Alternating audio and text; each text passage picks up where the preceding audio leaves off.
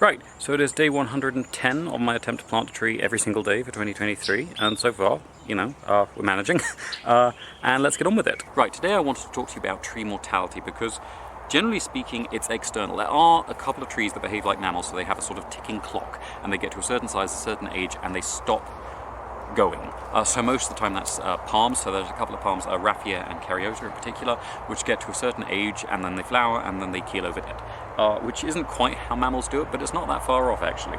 But then most of the time with trees, it's an external factor will end up killing them. So usually that is going to be an infection, often fungal or sometimes bacterial, and sometimes it'll be a change in the environment or an injury that happens to them.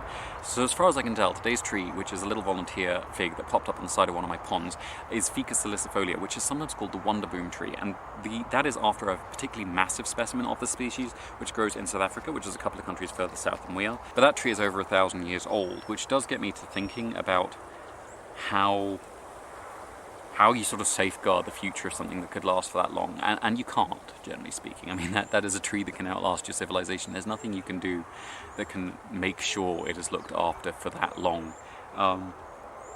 But it's just an interesting little sort of spanner in the works of what we think of as perspective and a long life.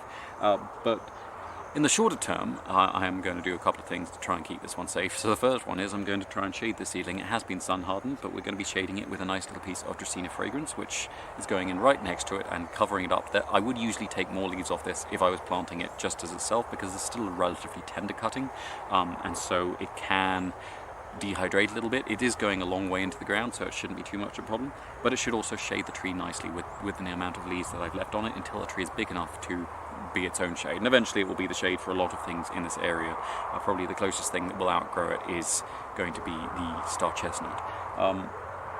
Then we are going to be putting in, to keep it protected from fire, which is something that figs generally do not like, we're going to be putting in a nice little Aloe neriensis, which should form a nice little fireproof thicket around the base of it. Eventually, of course, this tree will extend well beyond the range of that aloe, but hopefully this aloe will carry on collapsing and rerooting, much like figs can, and create quite a broad thicket, so it will slow the movement of fire and potentially eliminate fire coming to the centre while the aloe is still there. And finally, to protect it from pests and diseases, we're putting in our nice little toxic barrier of Caranco Fetching Koi. So that should be everything for today. Thank you very much for watching. I hope you enjoyed it. Sorry, it was just a little bit of a trivial aside there on tree mortality. But if you didn't enjoy it, thank you very much for making it this far into the video anyway. Well done. Please tune in again tomorrow if you did enjoy it. I will be planting another tree. I have not yet decided what, but we will be finding out together.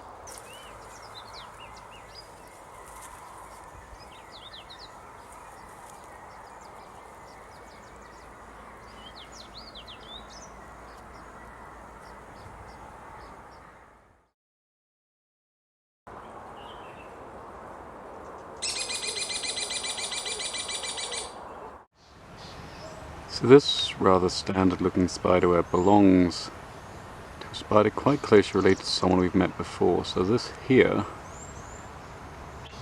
is the hermit spider, Nephelengus crentata. And she's quite a close relative of things like the golden orb-weaver, Trichilia, that we met previously.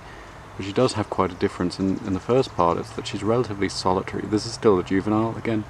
She's a reasonably large spider, but she's very much on her own, hence hermit, but she builds this little funnel almost, so she distorts her fairly standard orb web into a dark corner where she then shelters, which does mean she's a little bit more protected from things like bulbuls, so they tend to do a little bit better around houses, and they do usually survive year round, although quite a lot of them usually still end up getting eaten by birds. But the other part is you can see that silk here is very white, pure white, which is fairly typical of most spiders, but quite atypical for her group of little cousins. So all the Trichilia and most of the other African Nephilidae, which are sometimes now treated as part of the Tetragnathidae, produce yellow silk, so white is fairly unusual there.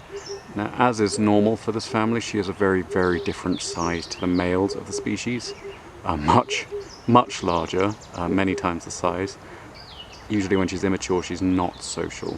Whereas the Trichilia seem to be generally pretty social when they're immature, although by the time they're mature, usually there's only one mature female in a web.